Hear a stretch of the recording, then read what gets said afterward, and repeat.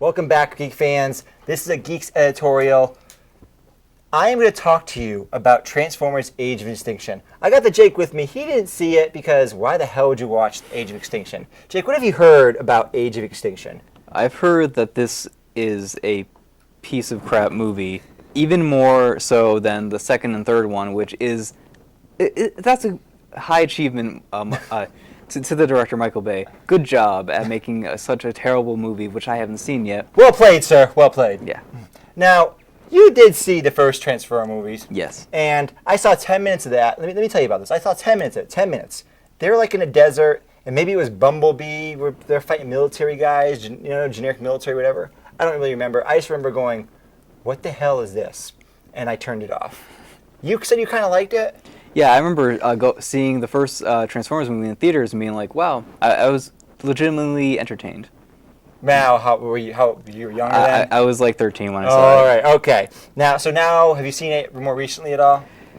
Somewhat, like a couple years ago, and I remember still actually liking it, but not as much as when I originally saw it. Okay, so I went into this movie, and the reason I saw this because I didn't see it when it came out. I had no interest in it. I heard the reviews were bad. I saw the 10 minutes of the first one. I'd seen like clips and maybe like 10 minutes or here and there other ones like YouTube clips, and I'm like, this is just terrible. Why would you watch this movie?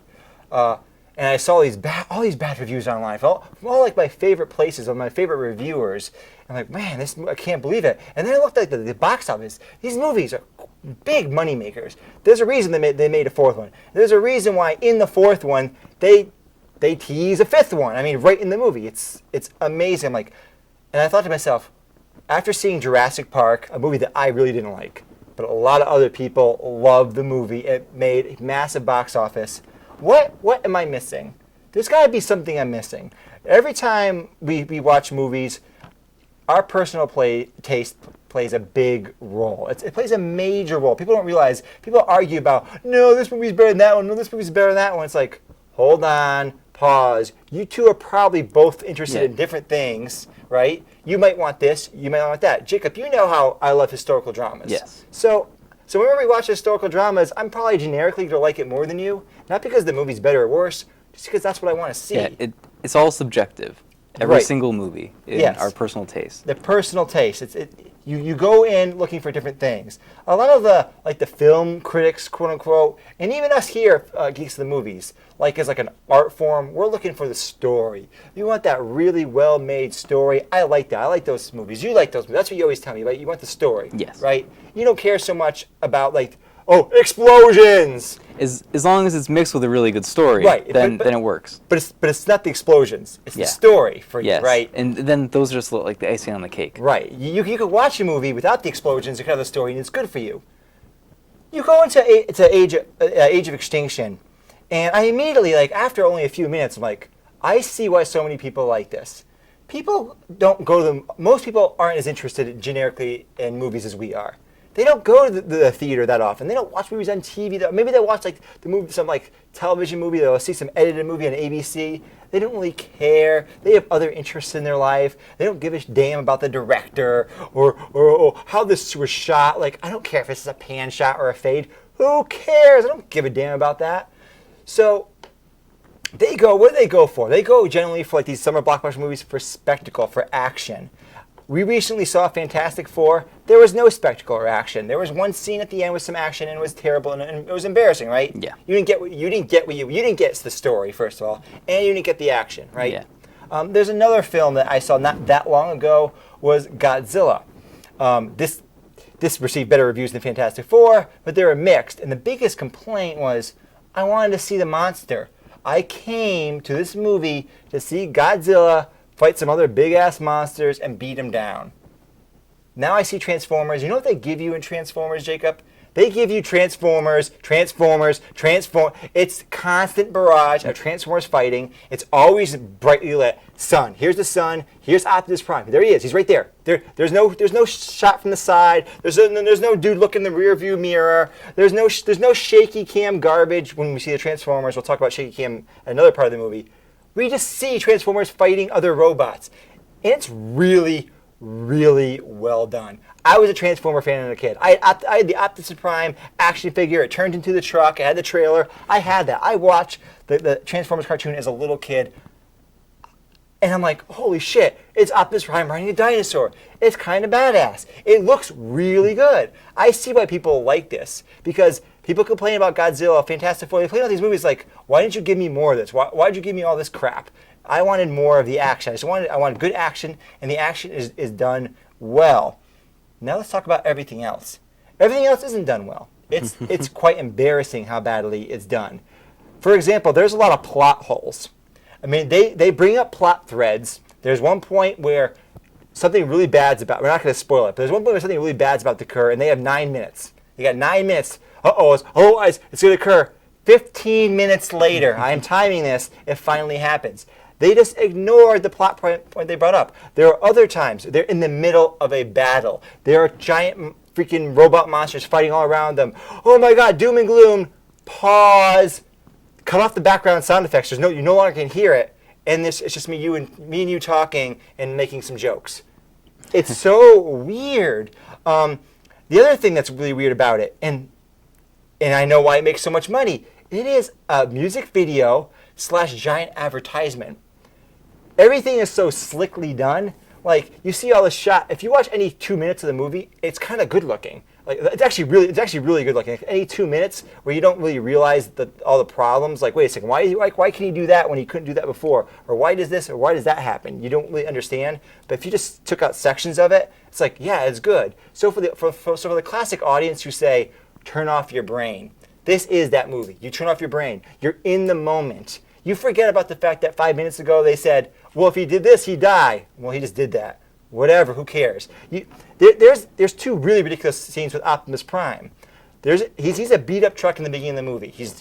I'm falling apart. I can't be saved.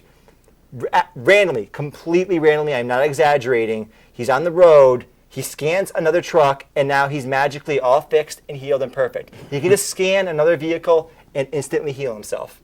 They just threw that in there. At the end of the movie, again, I'm not exaggerating, Optimus Prime, guess what he can do? He can fly. Guess what Optimus Prime was doing for the rest of the movie? Falling from buildings, falling from giant Dinobots. Throughout the movie, he's falling, grabbing onto things. At the end of the movie, and not only can he fly, he can really fly. We're talking he goes into outer space to fly. And they just introduced that element out of nowhere. The flying, the instant repairs. But at the time when he does it, like I can imagine audiences cheering. It's like, don't worry, I got this. And he starts flying. Oh, cool. Don't worry, I got this. And he turns into like a perfect truck with magic super missiles. Okay, whatever. If you just forget about everything, it's kind of cool. If I was a 10-year-old, this would be my favorite movie ever. Like we were talking on the way here about the Power Rangers movie, the first Power Ranger movie. What did you think about that when you were a kid? I loved that movie when I was a kid. It was so entertaining. And why was it entertaining? What did it give you that made it entertaining? It gave us the Power Rangers, and it gave us all that cool, just the cheesy action that we wanted when we were that age. Right. It gave you the Zords. Yes. It gave you like Zed or Rita, whatever the hell they were. I don't even remember who they were. That's such a flashback. Yeah, Captain Ooze or Ivan Ooze. Yeah. Right. It gave you what you wanted. You didn't want much. And then what happened as you got older, and being interested in films, you started saying, well, this is neat. Yeah. But now I've seen this. I'm used to this. I need something a little more sophisticated. Your taste evolved. So that's why kids films and that's why adults don't usually like kid films. It's like I understand why this appeals to kids. They have short attention spans. Transformers is great if you have a short attention span because you forget that plot point that doesn't lead anywhere. It's like, it's out of your mind. You're just enthralled by the action. And also this movie is great to make money for two reasons. Not just because it has a lot of explosions and whatnot, but it appeals to kind of a broad audience. For example, a lot of this movie takes place in China. Transformers makes a lot of its money overseas. Overseas markets are well known that they like the spectacle more than American audiences. There's two reasons for this. One of these things is, like in a lot of these markets, like in China, their standard of living is lower than us. So they want this more of this escapism, and and the human drama might not necessarily appeal to them quite as much because their lives might not be as good, so they'll go for that. And another thing is it's subtitled or dubbed. so you can change the dialogue to make it to fit more just what they want to hear. But now they've just taken it to China. Much of the movie is set in China and Beijing. So now it's like, oh, it's more multicultural. We're appealing to everyone because it goes all over the world. So they're really making sure it appeals to that international audience. And then, oh yeah, the toys. Oh, I don't know this. I didn't fact check this, but I am betting they have toys that say one-liners. Like, for example, I'm a wicked warrior robot. That is a real one-liner. I'm a wicked warrior robot. I'm a wicked warrior robot. I'm a wicked warrior robot. And not only does he say that, it's just over everything else. The sound in this movie is like a music video in the fact that it's never directional. It's never stereo. It's just over everything. So you make sure you hear it clearly. All the Autobots, when Optimus Prime talks, it envelops everything else. You make sure you can hear him, and you can make sure you can hear all the one-liners. The Wicked Warrior Robot. There's other bad one-liners. You're all gonna die! It is so over the top, the one-liners. But it does nail the core experience. And Mark Wahlberg, he does a pretty good job as the human that actually matters. He's one of the few consistent characters. Another problem with this movie is the characters just change randomly. There's Mark Wahlberg's daughter, and then there's her boyfriend. They oscillate back and forth from being, oh my God, I'm helpless. Oh my God, I'm blonde and distressed, to, oh no, I'm a battle-hardened warrior. I can help you out in battle. And then they go right back to being the cow. It's really bizarre. The tones are all mixed. But if you're just going for a spectacle, this is it, right? And I think maybe the hate on the movies, we need to understand when we're hating something else, a different genre, that it might not appeal to us. Just like I'm not like some big jazz fan, but I'm a musician, so I understand, like, okay, you have your taste. That's not really what I'm going for, but I can respect that. So these film goers that are going to watch it, a lot of times people get made fun of. Oh, if you got friends that like to watch that movie, just get rid of them. They're going for something else. Not everyone that's into movies like we are, they care about all those details. What do you think about like these kind of dumb action movies?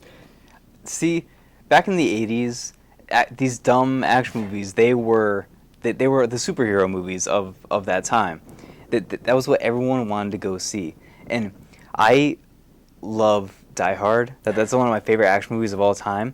But you like looking at the context of it. It's a little dumb, but it's just so entertaining. And now with Transformers, I feel like people's tastes have evolved a little bit, like as a culture. And I think a lot of people, while so many people go see these movies, I think a lot of people still don't like these movies at the same time. It's really so weird because this movie got panned by critics, but it's going to have the same numbers for the fifth movie. Right. We already know that. It's such a bizarre thing.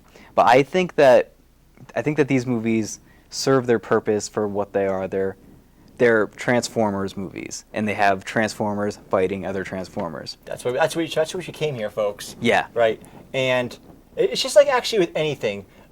Whenever you become have more what I would call sophisticated taste, and what I mean by sophisticated, I mean is like you understand the subject more. You want more out of it. Yeah. So like the average moviegoer, they don't care about like historical accuracy in films. They don't care, and they don't even know, right? I don't know if that actually happened, or if those costumes or that building makes sense. But I care. And why do I care? Because I just know how the real world is. Yeah. It's the same problem I have with, like, Transformers, right? The characters in it don't act realistically. And then why do I have a problem with that? Is because I'm talking to you right now. I talk to people. I'm a human being. I interact with other human beings. And this is not how human beings interact. Yeah. You can set up any world you want and set rules for it, but if you just break the rules over and over again, like Transformers, they said, this is the logic of the universe. Oh, no, and they just keep changing the bar. It's really weird. But I still found Transformers kind of entertaining for me from the visual aspect of it. I'm trying to like develop my skills as in video production, and I'm trying to make this documentary, and I'm like, wow, look at all these things you can do. Well, look at this shot you can make. This is how you do that. So Michael Bay, I don't hate on that guy completely because he's doing that one thing right. Everything else sucks. And he has made actual good movies before. If you've seen Pain and Gain, you know what I'm talking about. That's a great movie with Mark Wahlberg and The Rock. And then then he made the movie The Rock, which was that was a great action movie from the 90s. So he actually knows how to direct movies. Just with these Transformers things, he just keeps doing the same thing over and over again because that's what people want to see. It's the money grab to the lowest common denominator to the fan that doesn't really know too much about movies. So they'll accept the problems. They'll accept the weird audio editing where it's coming from nowhere because they don't know, they're not going to notice that. Just like the average person's not going to notice the historical inaccuracies. People are going to go for different things. But anyways, I just wanted to talk about that movie because I just found it really bizarre and strange and odd. Yeah, I am definitely going to consider watching this movie now based on your explanation of it. It's because it seems like the kind of movie that you want to see. It's so bad you got to check it out to see your own taste on it. It is really bad as a movie, as a storytelling vehicle, but I was strangely entertained. But I was mostly entertained from me analyzing the shots. As someone that's now trying to become, like a filmmaker, I guess you could say, in my own right, that's interested in that. How does he do this? Because the special effects guys, they got the best in the business. They get the best in the business. So it's worth watching. Just like I sometimes I'll watch a movie just because this one actor is good, or I'll watch the movie just because this one aspect is good. Like I'll watch a historical genre because the history's done right. I can watch this because it's really like at the pinnacle of like visual design in many ways. In many ways, not everything. For example, I mentioned the shaky cam. The fights with the Transformers are pretty good, but whenever Michael Bay has to shoot dudes and like actual people fighting, what's going on? I don't know what's happening right now. But anyway, so this has been a Geeks Editorial. Is there anything else you wanted to say? I'm actually probably going to check out this movie now because it seems like such a strange amalgamation of all these weird things. But are we gonna do a part 2 of this? Are you gonna say you're gonna watch it? Are you dedicating yourself to watching it? I'll watch it eventually in the near future. We might do in the near future. We might do a part 2 of this. But, I might do. But keep your eyes open for that. Watch our other videos on YouTube. Like Sir Redo, part 2. Yes. So like our video, we'll do more. Yes. Like, comment, subscribe, and share. We'll do more. Yeah. Okay. So check out our other videos on YouTube. This has been a Geeks Editorial. So that's all I wanted to say. All right, Dan. We'll catch you guys later. We're Geeks at the Movies.